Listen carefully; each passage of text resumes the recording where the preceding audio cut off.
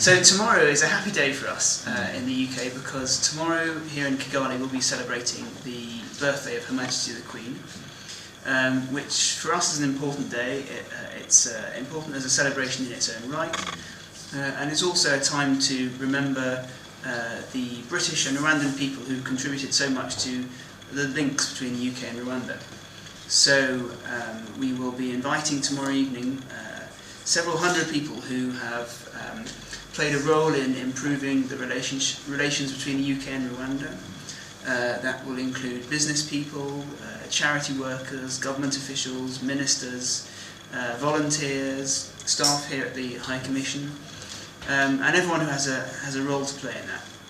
And I hope that it'll be a happy and celebratory evening, just to remember what's special about the links between the UK and Rwanda, and as I say, to toast Her Majesty the Queen on her 88th birthday.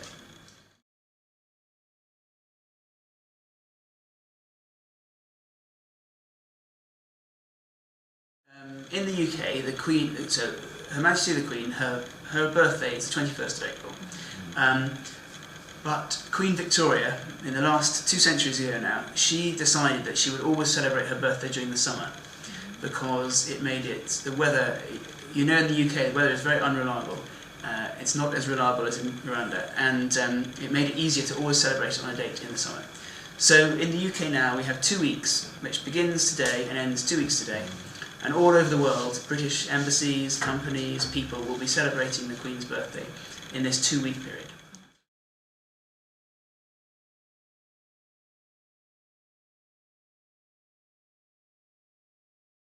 Well, you need many thousands of soldiers for that, and I'm afraid we don't have any, so no, we would struggle to do that. But no, tomorrow we are marking it here in Kigali, and we mark it on the 19th in Bujumbura.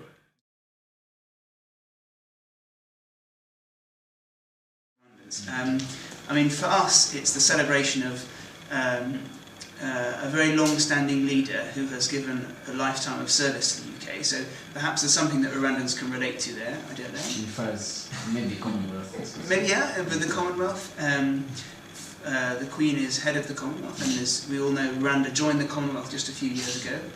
And I think it's a chance for us at least to say thank you to her for her leadership of the Commonwealth over the last 50, 70 years, 60 years.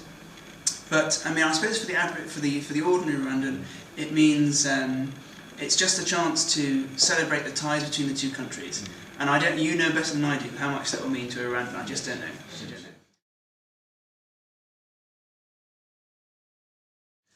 So, as I'm sure you know, in Europe and in North America, the last years have been economically very difficult after the crash of the last few years ago. But what we have now in the UK is we have the economy growing quite strongly, but in particular we have manufacturing growing, and companies are starting to invest more. And that's important for Rwanda, because we are hoping to persuade companies that are looking now, companies who have quite a lot of money in the bank, who want to invest it overseas, and we will be seeking to persuade them that Rwanda is a safe place, a profitable place, and a successful place to invest money.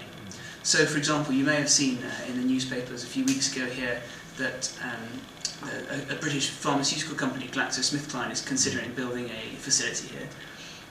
So that's the sort of thing we're trying to encourage.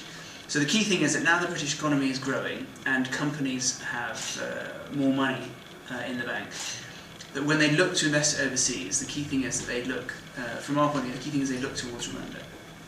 And there's various sectors I think that this can be mutually beneficial in. So there's agriculture, in particular tea. There is business services, so you'll see there's British architects, accountants, surveyors, lawyers here.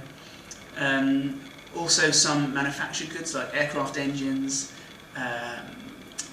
and some heavy industrial machinery. So there's opportunities for British people to export to Rwanda. But also we are hoping to work with the Rwandan government to see if there are Rwandan goods for export that we can encourage. So things like honey, nuts, and other agricultural goods that at the moment are exported in their raw form. If there's a way to get more value added here, packaging them, promoted and that kind of thing, then we're keen to help with that. So can we relate this to the UK Department for International Development? Yes, absolutely. And I mean, as you know, that you probably know that the Department for International Development focus strongly on education here, but they have a range of other things they support. So they support, for example, village savings and loan associations, which has made an enormous difference to, in particular, women's lives here. They support campaigns against gender-based violence. They support the government of Rwanda's Vision 2020 programme to lift the poorest out of poverty.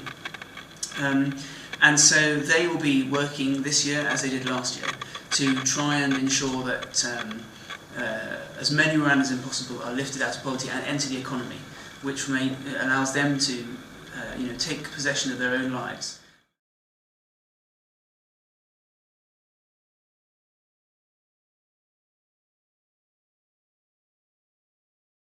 Well, we do make statements. I mean, we don't. It's not for us to lecture anyone, but when we feel that we want to make a point that's because of the values that we espouse, we do it, and we will do it. So it's true that we probably have said less recently than others, but rest assured that when we need to say something, we do say it. Put my money, I think. Personally, I would put my money in value-added agricultural products, and if not that, I would put my money in some kind of business services incubation.